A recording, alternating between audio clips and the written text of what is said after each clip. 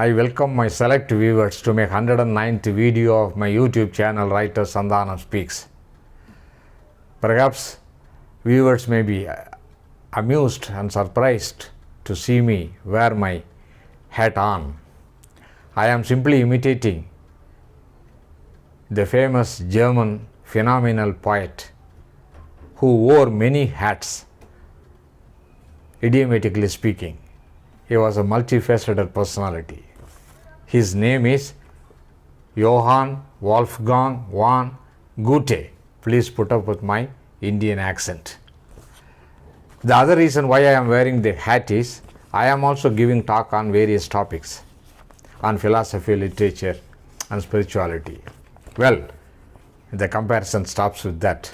I am nobody to be compared with this German philosopher and a poet. The topic is, within quote, human reason and divine reason are different, by Goethe, the German poet. Sun and rain have no earthly boundaries, so also wisdom. In fact, all geographical boundaries are artificial and man-made. In my bubbling younger days, I wrote a blank verse in my mother tongue Tamil on this subject, which it translates in English thus: on the common globe, which wears the colorful dress of rivers, seas and lands, drawing imaginary longitude and latitude, creating non-existing national boundaries, these human monkeys are engaged in wars, usurping God's properties, exploiting the owner's absence. The owner is the unseen God. Things have not changed from the time man's greed replaced his needs. While he uses his limited intellect and reason to fraternize the ever-growing greed, God uses his unlimited and divine reason to ultimately destroy him, and uses the victims' bodies, to use the words of the sage U.G. Krishnamurti, to maintain the energy level in the universe. With this introduction, my today's talk revolves around the 18th century epic spiritual poet of the German country, whose literature closely resembles that of Indian spiritualism. His name is, as I had already mentioned, is Johann Wolfgang von Goethe, famously known as Goethe. The spelling is Goethe, all over the learned world. Born on 28th August, that is today, his birth anniversary, very fitting. Born on 28th August 1749, Goethe was a man of many parts. He was a German epic poet, playwright, novelist, scientist, statesman, theatre director, critic, and above all, a good soul, and considered as the greatest German literary figure of the modern era. His magnum opus, Fast, with a capital F, an epic dramatic poem, portrays the once lived historical man, Fast, who, being a doctor and a scientist with very high intellect, falls a victim to his curiosity and greed, and finally sells his dear soul to the devil Mephistopheles. Again, please put up with my accent. And finally gets himself ruined. Perhaps some of you might have come across the famous Christopher Marlowe's sentence, who also wrote on Dr. Faustus. Is this the face, he refers to Helen of Troy, is this the face that launched 1,000 ships and burnt the topless tower of Ilium? However, contrary to earlier history, Goethe saves Dr. Faust out of pity through his pen and transports him to heaven.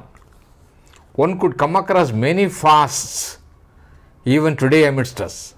All the epics of the world, including Ramayana, Mahabharata, Iliad, Paradise Lost, Fast, Shakespeare's tragedies, expose man's greed, covetousness and temptations, making these immortal epics ever relevant. One of the quotes by Goethe through Fast is, I quote, "Two souls live in me, alas, irreconcilable with one another." Quotation ends. As a student of spiritual literature, I had heard about Goethe in my college days and read a few of his poems in translation. But only recently I came across a book titled Conversation with Goethe, a Penguin publication. It is a book of random diary notes covering the last 9 years of Goethe's life, who lived up to his ripe old age of 83. The author of the remarkable diary notes is Johann Peter Eckermann, the learned literary assistant to Goethe, whose observations on life and literature reminds me that of the English Boswell's Life of Johnson, whose undying fan I am. So, on grabbing Eckermann's book, I avidly read it. What struck me throughout the book is the essential spirituality of Goethe, who confesses to his ignorance about the ways, within quote, ways of God and God's reasoning, which is beyond man's limited logical reasoning. It is apt here, remembering the biblical words, again quote, "My thoughts are not your thoughts." This is a biblical quoting. "My thoughts are not your thoughts, neither are your ways my ways." Quotation ends. Eckermann's diary, dated Wednesday 15th October 1825, contains a similar profound statement, which is the caption of my talk. On page 134, he writes, quoting Goethe, "And anyway, what do we know? And where does all our clever wit gets us? Man is not born to solve the world's problems. His job is to try and discover where the problem begins, and then to keep within the bounds of what is comprehensible. He does not have the capacity to measure the operations of the universe, and any attempt to understand the cosmos by the application of human reason, given our own tiny vantage point, is doomed to failure. Human reason and divine reason are two different things. That is the topic of my talk today. Once we grant that man has free will, we can say goodbye to the idea of an omniscient God. For if the deity knows what I am going to do, I am forced to act in accordance with that divine knowledge. I mention this just to show how little we know, and that it is not good to meddle with divine mysteries." Well said. If we cross the German border and travel to India's Tamil Nadu, there is a corresponding Tamil poem by the same period of 18th century and a Tamil sage, Thaimanavar, who confirms Goethe's above statement. The Tamil song runs like this: "Vidiyayum vidithu ennai vidithitta madiyayum vidithu ammadi maayayil பதிய வைத்த பசுபதி நின் அருள் கதியை எப்படி கண்டுகளிப்பதே." The gist of the poem is, "O God, the creator of universal destiny, you have also created my illusory mind, which has created in turn my destiny, mired me in my delusive reason. How could I understand you, your compassion? Oh, what a pity, I have no freedom of action." In yet another diary note, Goethe states on page 310,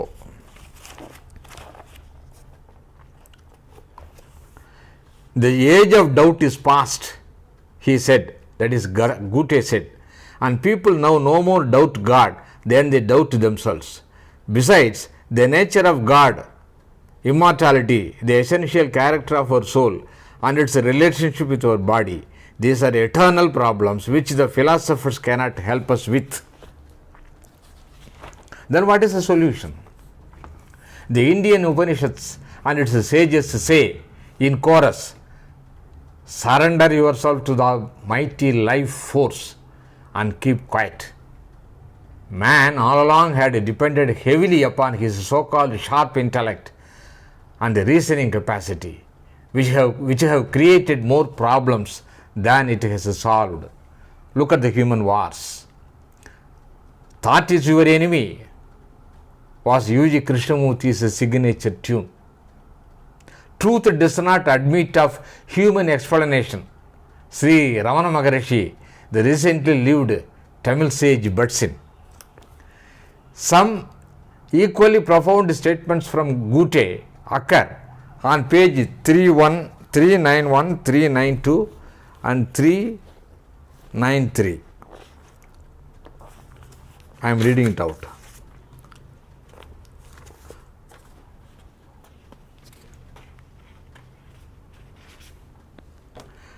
Man is made for the small things in life, and he only understands and enjoys what he knows. This can be compared with U.G. Krishnamurti's statement, you cannot experience what you do not know. Indirectly telling, since the life force or almighty is beyond one's comprehension, one cannot experience it. On 392,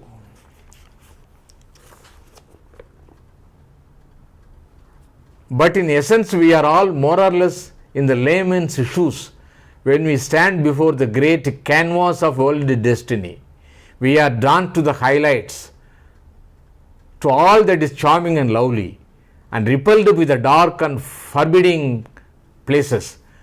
The picture as a whole confuses us, and we seek in vain for the idea of a single being who could have created such contradictory images.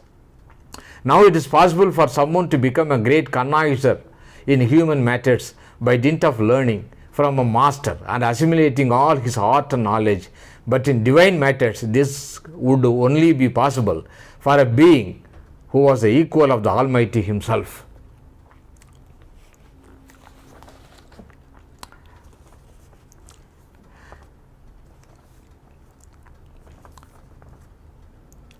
And on page 393, Eckermann adds as a comment on Goethe.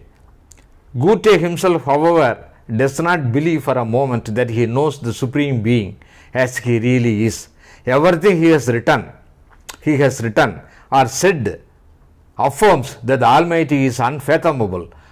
Approximations and imitations are the best that we can hope for.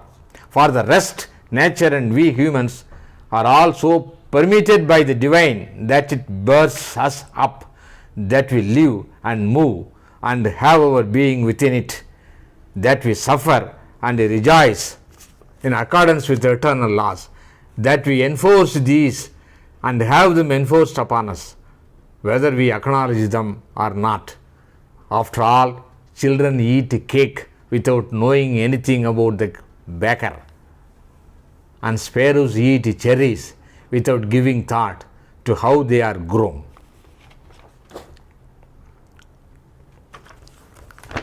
When I read this as an Indian spiritual student, my memory took me a few centuries back to another Indian spiritual colossus, Adi Shankara.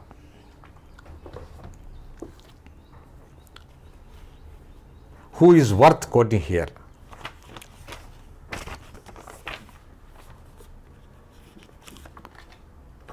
On the vast canvas of the self itself paints the picture of the various worlds, and the Supreme Self itself derives extreme bliss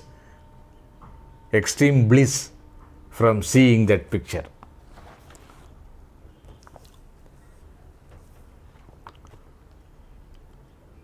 Please note the inevitable word canvas in both the philosophers. While Shankara, being a realized soul, like the Upanishadic rishis, knows what he says, whereas Goethe indulges in spiritual speculation. Let me conclude my small talk on the mighty subject of human reasoning versus divine reasoning, quoting the universally admired dramatist, the only one Shakespeare, before whom the dramatist Goethe bows his head in reverence, saying, it is also found in this book, Shakespeare is not a dramatist in the conventional sense. He never thought about the stage, which was far too confusing for his great mind. Far too confining for his great mind. Indeed, the entire visible world was too small for him, quote unquote. My talk on Shakespeare that runs parallel to Goethe's statement on the deficient human reasoning is this.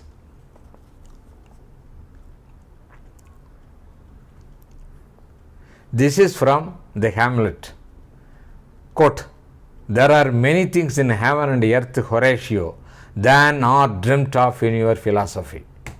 Shakespeare thus speaks through Hamlet the unearthly things which are beyond human faculty of reasoning, justifying Goethe's observation, the topic of my talk. Whoever is interested in spiritual wisdom that knows no boundary could go through this German literature, Conversation with Goethe by Ackerman. Thank you.